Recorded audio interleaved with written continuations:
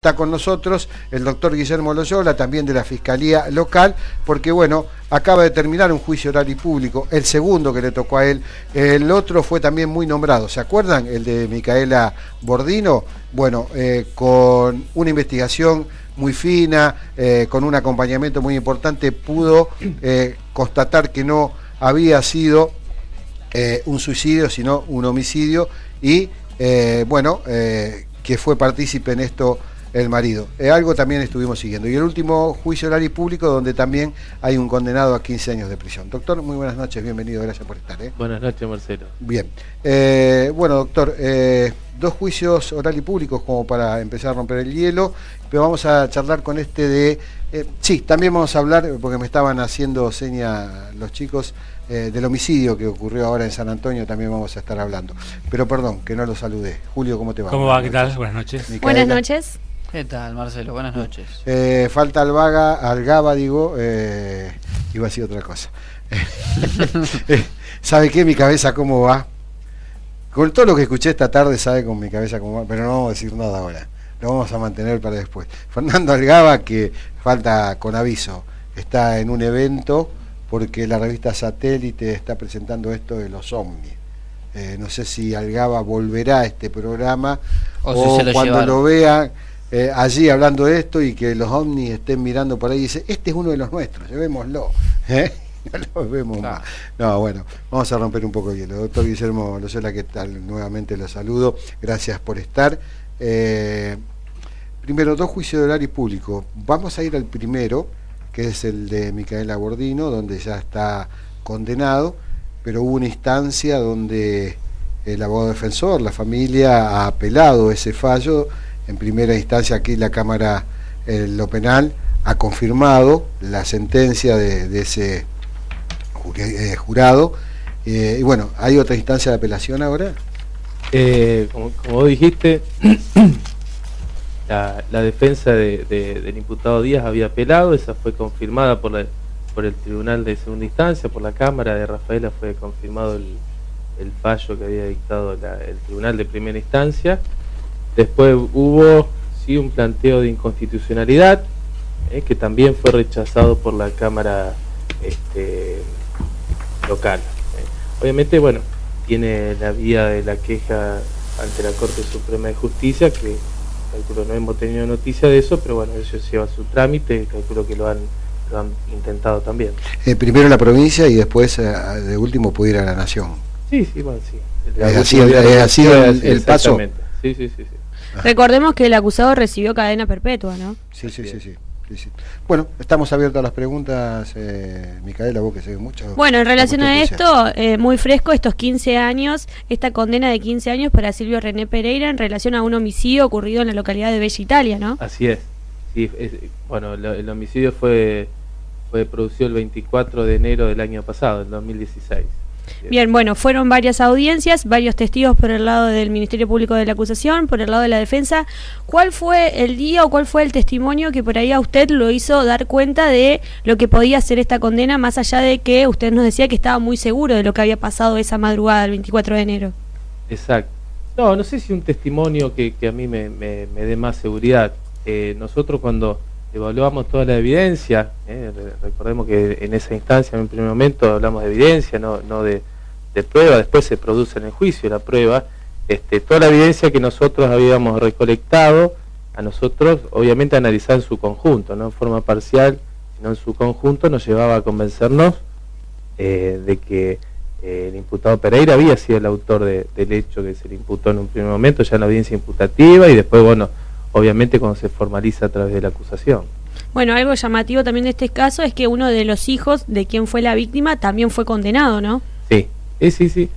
El hijo de Vega, en ese primer momento, fue el primero que fue detenido ahí en el lugar, había concurrido, me acuerdo, en ese momento al lugar del hecho, ordené la detención de uno de los hijos de Vega, y bueno, se hizo la audiencia imputativa, y bueno, al tiempo nomás fue condenado, como dije, a través de un procedimiento abreviado a la pena de 6 meses, por las lesiones graves que había sufrido en este caso Pereira, producto de los golpes que le había dado, pero en ese caso, por eso yo, como te había dicho anteriormente, y como surgió en el juicio, también a través de la declaración, entendí que había sido en un estado de emoción violenta que él efectuó esos golpes.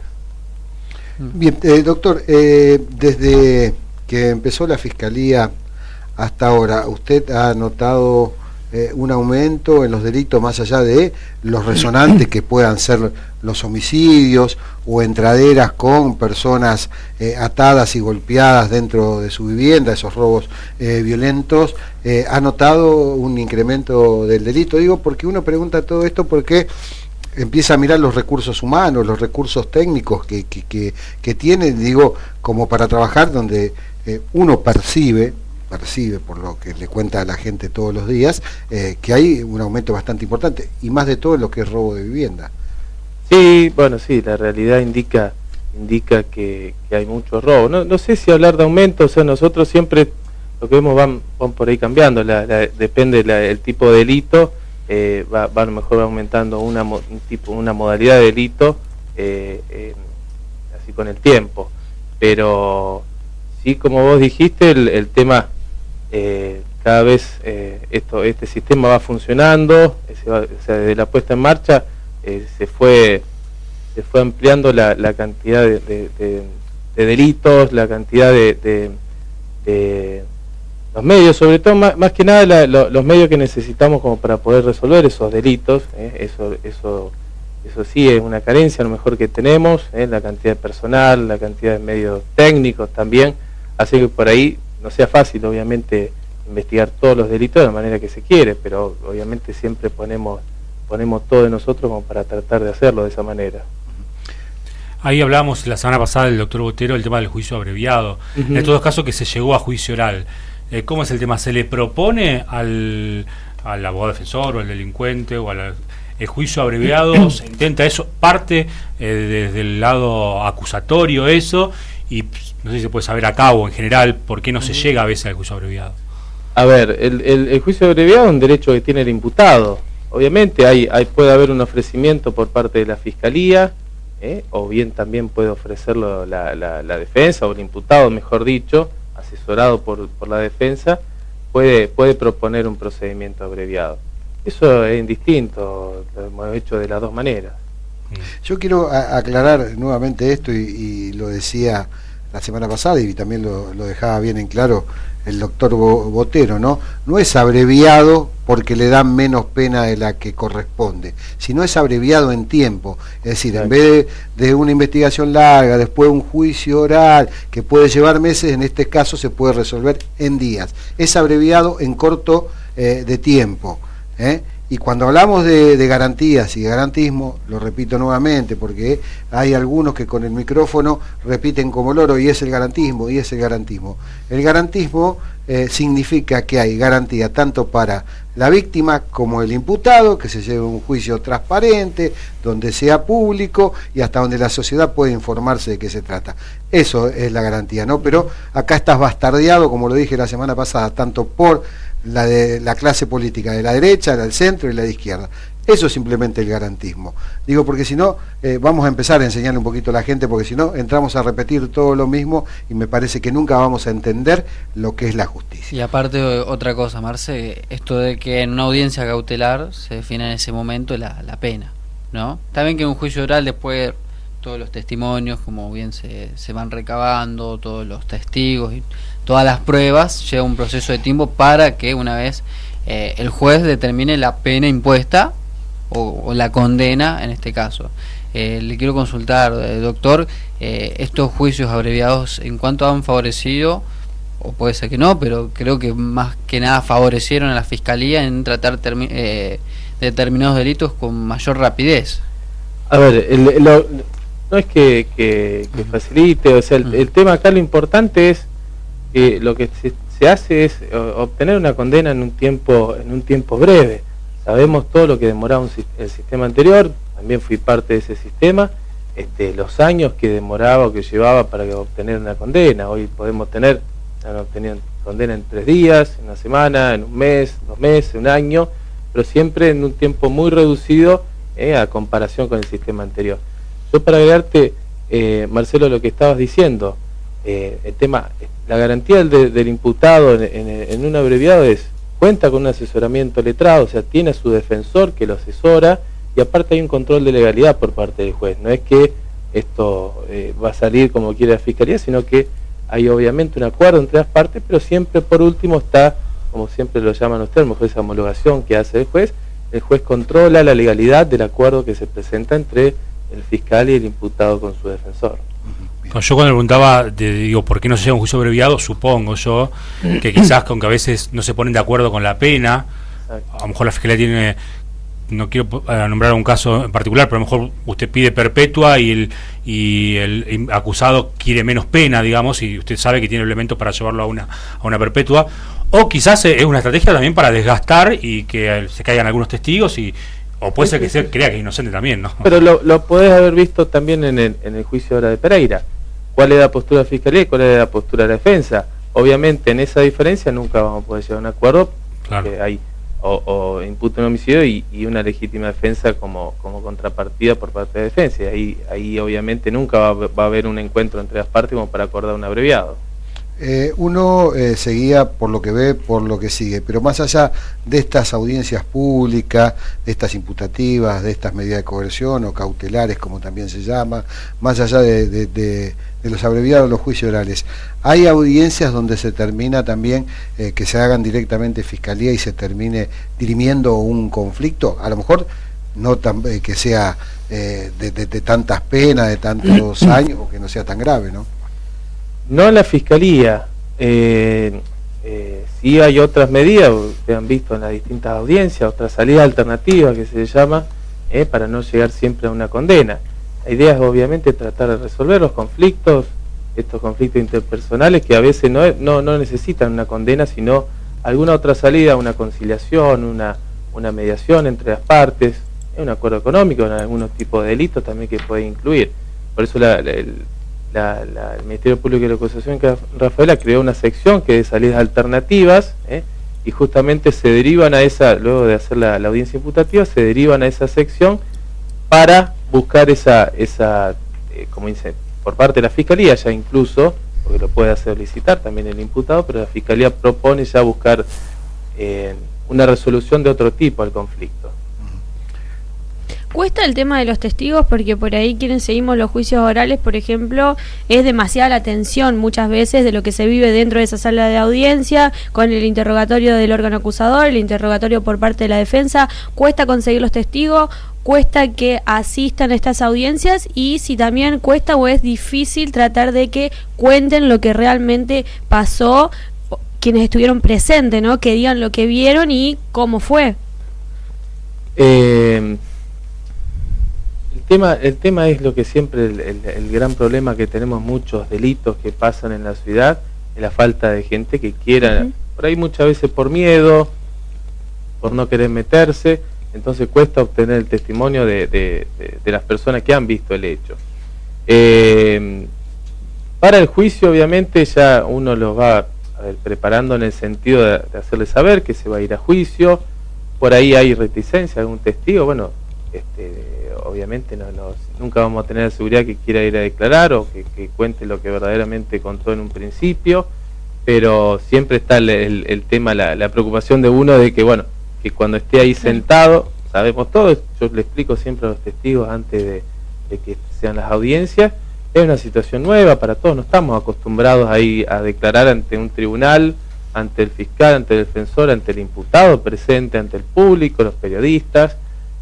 La gente no está acostumbrada a estar en esa situación, obviamente crea un nerviosismo que por ahí puede jugar en contra, incluso de la postura que uno tiene y lo que sabe que tiene que contar, porque es lo que ya vino declarando anteriormente, pero bueno, son los riesgos que uno asume también al momento de ir a juicio. No le voy a pedir precisiones porque seguramente en muchas de estas cuestiones habrá negociaciones y se estará investigando. Digo, ¿qué viene a futuro de su parte que tenga por adelante por investigar, y si va a llevar juicios abreviados adelante o orales nuevamente? ¿Cómo está su situación? Y, por ejemplo, ¿cuáles son los casos, sin nombrarnos a lo mejor a los imputados, de por qué puede ir a un juicio abreviado u oral? Ya tenemos fijado 2 juicios orales para el año que viene, uno en febrero, que no es mío, por eso no sé la fecha. El próximo es el 20 de marzo, ese sí es mío, por un hecho cometido en frontera, por una tentativa de robo calificado por el uso de arma de fuego y portación de arma de fuego también. Ese ya se ha fijado la fecha para el 20 de marzo. Y hay presentado otras acusaciones también que, bueno, están pendientes. Algunas ya se ha producido la audiencia preliminar, que es la que se produce luego de presentar la acusación, y que a través de luego de esa audiencia el juez eleva la causa a juicio. Se han producido varias de ellas y algunas que están pendientes aún, pero bueno, la proyección entiendo más o menos vamos a tener en el 2018 calculo más o menos entre 7 y 8 juicios del año que viene, por lo menos ya presentado, me refiero, ¿no? Sí, sí. Entre ellos personas privadas de su libertad y otros que van a juicio en libertad.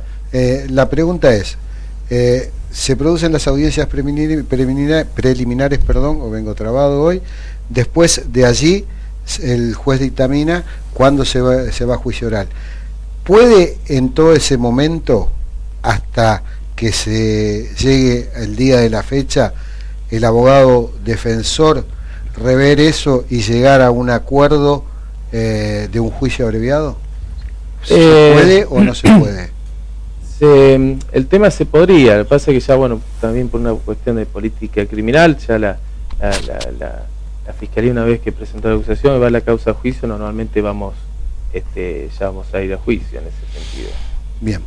Doctor, le cambio un poco de tema. El día lunes sucedió un hecho fatal en la localidad de San Antonio, en donde un masculino mató a su hermano y dejó inconsciente, podríamos decir, y en grave estado de salud a su cuñada. Sabemos que no puede comentar mucho por el hecho de que todavía se encuentra investigando, pero ¿qué es lo que nos puede comentar de esto que sucedió el día lunes, no? Está bien. Bueno, sí, el hecho, sí se produjo la muerte de una persona. Y bueno, está con lesiones graves, está en estado reservado todavía la pareja, la novia de la víctima, la persona fallecida. En este caso, bueno, lo que puedo adelantar que es una cuestión médica y también la resolución en cuanto a la autopsia realizada por el doctor Arancibia. En ambos casos, tanto en la mujer como en el hombre fallecido, ha sido producto de golpes o lesiones contusas, obviamente producto de golpes en la cabeza, fueron todos los golpes en ambos casos. ¿Se puede constatar si es golpe de puño o si es golpe de...? No, con un elemento contundente. Sí. ¿Y en relación a la carátula del hecho, cuál sería? Y por ahora está como homicidio y tentativa de homicidio. Ajá. ¿Sigue detenido? Hace unas horas ordené la detención en este caso como ustedes dijeron, del hermano de la víctima, sí, de apellido Enrico. Ricardo Enrico. Hasta en el día de ayer, bueno, que habíamos logrado lo pudo encontrar en el lugar justamente. Ahí se había ordenado el arresto y hoy se procedió a ordenar la detención. Obviamente que no le voy a preguntar qué dijo, pero ¿pudo ya tomarle declaración? No podemos tomarle declaración nosotros en este nuevo sistema. O sea, no podemos estar con él sin la presencia del defensor, pero recién vamos a estar con él cuando vayamos a audiencia imputativa. ¿Pudo verlo? Lo vi, justamente yo estaba en el lugar cuando se produjo el arresto, exactamente. Lo pude ver a esta persona, pero bueno, obviamente intervino el personal policial y bueno, hicieron. ¿Cómo lo semblanteó? Estaba en su casa, no sé, estaba una persona que estaba ahí. Pero tranquila, preocupada. Sí, por lo menos no se resistió al arresto, estaba tranquilo en su forma de actuar, pero no ninguna otra cuestión creo que pueda considerarlo. Cuando llegó a la escena del crimen, porque más allá de volver después para el juicio oral y público, estuvo en la escena del crimen. ¿Era una escena violenta, mucha sangre? ¿Qué se encontró? No, el problema cuando fui antes de ir a la audiencia donde dictaron la sentencia, es que llegué y bueno, y el lugar estaba preservado por policía científica, así que tampoco pude yo en ese momento entrar al al lugar, porque tiene que trabajar, sabemos en estos casos que son graves, que son violentos, que son muertes, se preserva la escena, y bueno, y ahí los protocolos que se han instaurado en cuanto a en ese sentido, exigen que trabaje tranquilo el personal de policía del Departamento Científico Forense de acá de Rafaela, y recién después podamos entrar incluso yo, y hasta ese momento, bueno, yo no pude entrar al lugar, tuve que volver para la audiencia, pero bueno, después obviamente con las fotografías, todo, sí, obviamente era de mucha violencia, se notaba. Sí. Bien, la pregunta que viene por ahí, no sé si alguno tiene una pregunta, chicos, no quiero comerme la entrevista solo. A partir de eso tenemos un fallecido, su pareja en grave estado y el presunto asesino, ¿sí? Como recién lo decía la carátula. Digo, ¿hay algún otro testigo más o hoy la Fiscalía está en un caso difícil que depende de la recuperación de la persona como para saber lo que sucedió ahí adentro? O las pericias que se puedan realizar. A ver, no puedo dar muchos detalles de la investigación, porque incluso ni siquiera la defensa, recién después de la imputativa, va a tener acceso al legajo de investigación fiscal. Pero obviamente no vamos a depender solamente de la declaración de la víctima, que esperemos todos que se pueda recuperarse, pero obviamente si ya ordeno de detención y la intención es ir a audiencia imputativa, porque ¿hay algún elemento los elementos que podamos tener, entiendo que puedan sustentar en este momento la imputación. Bien, doctor, queremos agradecerle. Una pregunta más, 2 minutos. Seguramente lo vamos a invitar al fiscal general, al doctor Diego Vigo, para que no hable de eso. Fiscal regional, digo. Regional, perdón. Digo, esta nueva ley que ha aprobado el Congreso, la legislatura provincial, ¿los perjudica mucho en su actuar? Entiendo que sí, bueno, por eso salieron todas las voces relacionadas al Poder Judicial, Junta de Fiscales, del MPA obviamente, asociaciones argentinas de fiscales, el mismo Servicio Público de la Defensa, porque también afecta a ellos esta ley. La situación más grave es que creo que, y eso es lo que está plasmado, incluso hasta también me había olvidado del Colegio de Magistrados y Funcionarios de la Provincia de Santa Fe, el presidente de la Corte, bueno, fueron varios los que han manifestado a través de comunicados o vía entrevistas la gran preocupación que esto ocasiona, más que nada por la afectación que hace a la división de poderes, al control de los distintos órganos, y sobre todo a la independencia de los órganos judiciales, en este caso el Ministerio Público de la Acusación. Quiere decir que si yo fuera un personal político, un ministro o algo, y usted me investiga, podría tomar represalias pidiéndole juicio político o diciéndole no, este fiscal lo apartamos de la causa. Por eso la preocupación que tienen todos, porque incluso ya la ley del Ministerio Público, y se creó la figura del auditor, que era el encargado de investigar en caso de que haya o sancionar o investigar en caso de un delito, estaba creada, ya está puesta en funcionamiento, y es más, el tribunal que era encargado de resolver esas cuestiones estaba integrado por diputados, senador, colegio de abogados, por un fiscal regional y hasta por el fiscal general, que no tenía votos salvo en caso de empate nada más, pero había una participación también política de los otros órganos del Estado. Muchísimas gracias, doctor. No, por favor, gracias. El doctor Guillermo Loyola, fiscal de nuestra ciudad, del Ministerio Público de la Acusación, bueno, acompañándonos en esta noche y dejándonos claras varias situaciones. Y le pido disculpas al doctor Diego Vigo, es decir, lo levanté, le dije fiscal general. Bueno, este programa trae suerte, como decía Mirta Alegrar, quien dice que dentro de poco no sea fiscal general y haya sido porque lo nombramos acá. ¿Qué dice usted, Micaela? No, él decía, sonó como que la estaba matando a Mirta. Me van a tratar de dinosaurio también. Por favor. Dinosaurio uno solo, ¿no? Sí, más que nada en la ciudad. En la ciudad hay uno solo, y vos medio borocotó. Le voy a dejar que lo diga usted. Bueno, gracias.